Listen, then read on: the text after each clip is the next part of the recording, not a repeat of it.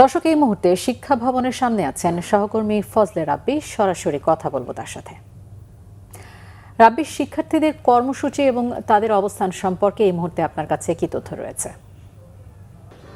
সেপার ধন্যবাদ। আপনি দেখতে পাচ্ছেন আমি ঠিক দাঁড়িয়ে আছি এই মুহূর্তে শিক্ষা ভবনের সামনে। এখানকার অবস্থা যদি বলা চলে যে এখন কিন্তু যান চলাচল স্বাভাবিক আছে, অর্থাৎ ঠিক একটু আগে অর্থাৎ 20 মিনিট আগে কিন্তু আসলে শিক্ষার্থীরা এখান থেকে সরে গিয়ে কিন্তু তাদের অবস্থান অর্থাৎ আজকের মতো যে অবস্থান কর্মসূচি সেটা কিন্তু তারা স্থগিত করেছে এবং রাতে কিন্তু তারা জানিয়ে দিবে তাদের সামাজিক যোগাযোগ মাধ্যম যে প্ল্যাটফর্ম আছে সেটার মাধ্যমে তারা জানিয়ে দিবে।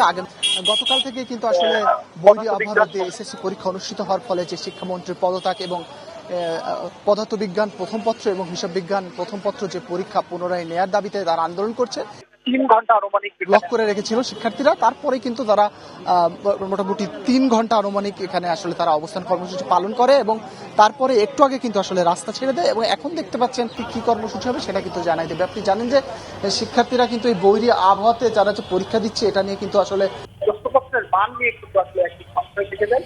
সেই জায়গা থেকে যেন প্রশ্নপত্রটা সহজকরণ করা যায় সেটার জন্য কিন্তু আহ্বান জানাচ্ছে শিক্ষার্থীরা এবং অভিভাবকরা। এই ছিল মোটামুটি আমার। ধন্যবাদ। শিক্ষা ভবনের সামনে থেকে জানাচ্ছিলেন ফজলে রাব্বি।